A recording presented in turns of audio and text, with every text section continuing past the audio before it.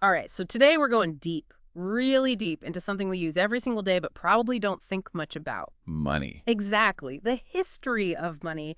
And trust me, it's way more interesting than it sounds. Oh, absolutely. I've been digging into this book, Sapiens, by Yuval Noah Harari, Great book. and Chapter 10, The Scent of Money.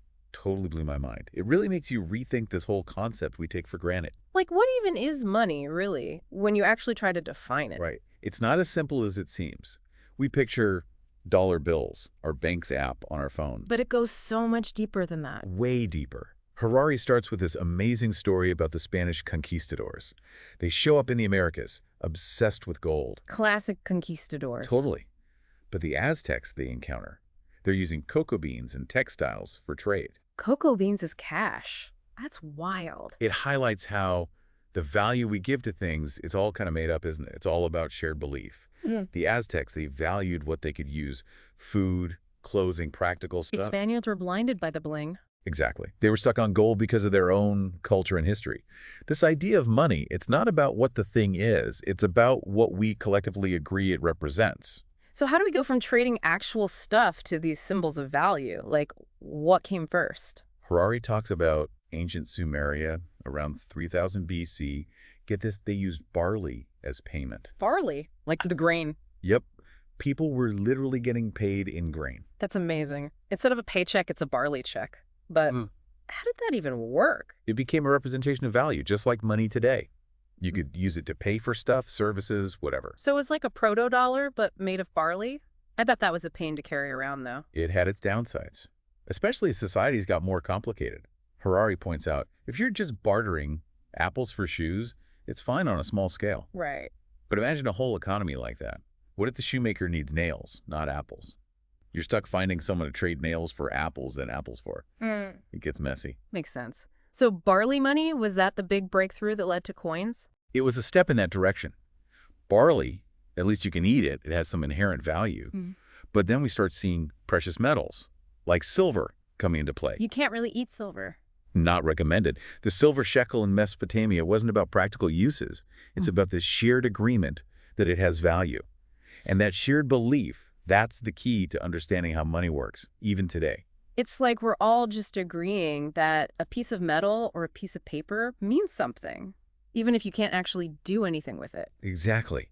And Harari shows how that leap of faith, that shared story we tell ourselves about money, it shapes civilization to powerful stuff. So we've gotten from barley to silver, which is kind of cool to think about.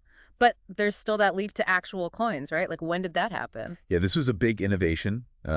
Harari says it was the Lydians who really figured this out. King Alyattes over in western Anatolia, around 640 BC, he decides to make the first coins. But these weren't just like random chunks of silver. Yeah. They were standardized. Same weight, specific metals, gold or silver. And here's the big thing. They all had a stamp. Ooh, a stamp, like an official seal. Like branding, but for money, right? Yeah, but it's more than just a logo. Think about it. That stamp, it's a guarantee from the king himself. Oh, wow. It's saying, this is how much gold is in here. I vouch for it. That changes everything. You don't need to weigh out silver for every little transaction anymore. Exactly. And I'm guessing that put a dent in people using fake money, too. You'd think so, right? Yeah. But people still tried to counterfeit. Of course, people are people. But get this, Harari points out, counterfeiting. It wasn't just seen as cheating someone out of their money. It was a crime against the king. Whoa. Like you're messing with his authority directly. Wow. Makes sense when you think about it if the king's power is tied to people trusting his currency. Right, you mess with the money, you mess with the king. You mess with the whole system. And the Romans, they were masters of this. Think about the denarius, their coin. Yeah. This wasn't just about simplifying trade. This little coin, it unified this massive empire. One system everyone trusted. Imagine trying to collect taxes in barley and wheat from all those different provinces. Yeah. Total chaos. Chaos. This is where it all circles back, doesn't it? This idea of trust. Shared belief. If people don't trust the currency, the whole thing falls apart. And that trust, right, it's powerful. You've got the Roman Empire on one side of the world, and on the other side, you've got the Chinese using their own currencies. Completely different cultures, different everything. But they could still do business together because of this shared belief in money. It's It's amazing, though, when you think about it, something that starts as a way to solve a basic problem, how to trade stuff more easily, Right. it ends up having this huge impact on the entire world. But it's not all good, though, is it? I mean, Harari talks about a downside, too. Oh, absolutely. Money can help us cooperate, trade, all that, but it can also change how we think about things, about values we've held for centuries. Mm. Like when you can put a price on things like loyalty, forgiveness, even just basic human It decency. makes you wonder. Like, it Hmm. reminds me of those conquistadors, Yeah, obsessed with gold. Yeah, it fueled global trade and all that. right. But it also led to some pretty terrible things. Exploitation, cultures being destroyed. That's the double-edged sword of money, right? It can connect us, sure, but it can also be used in some really harmful ways. Yeah. And Harari does a great job of showing us both sides. So we've talked about money connecting people, but it's obviously not that simple. There's a downside, like you said. Does Harari offer any answers to this? Like, are we stuck with this tension between the good and the bad? Well, he uses this really interesting metaphor. He compares human societies to imagine building a dam, Okay, a dam. but not a real one, a metaphorical one. These dams represent the boundaries we try to put around certain things we consider sacred, things we don't want money to touch. I like that, like saying, hey, some things are just too important to put a price tag on. Right.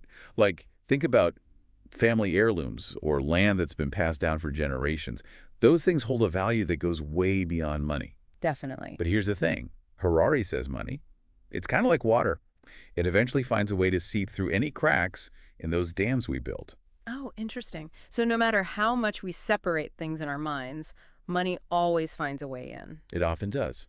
And he gives some compelling examples like, think about loyalty or forgiveness, especially in a religious context, even acts of charity. Over time, these things have become tangled up with this market-driven way of thinking. So it's like, is it even possible to keep those things separate? That's the question Harari makes us confront. It's like this paradox: money can solve problems, connect us globally, but it also changes the very things we value most. Wow, it's a lot to wrestle with. It is. And Harari doesn't pretend to have all the answers, Mm. but he stresses that this tension, this struggle, it's not something we can just ignore. We're always going to be negotiating this boundary, Yeah. figuring out what we're comfortable putting a price tag on and what we want to shield from that. It's like a constant conversation then, with ourselves and as a society. What matters more, the money or... Exactly. And for me, that's what makes Harari's work so valuable. It's not about demonizing money. It's about getting us to really think critically about it, to understand its power, for better and for worse. It's a much deeper way of looking at something we usually take for granted, which is what a good deep dive is all about. So to everyone listening, next time you pull out your wallet or check your account, take a second to think about the journey money has taken. It's pretty mind-blowing when you stop and consider it. And that's a wrap on this deep dive.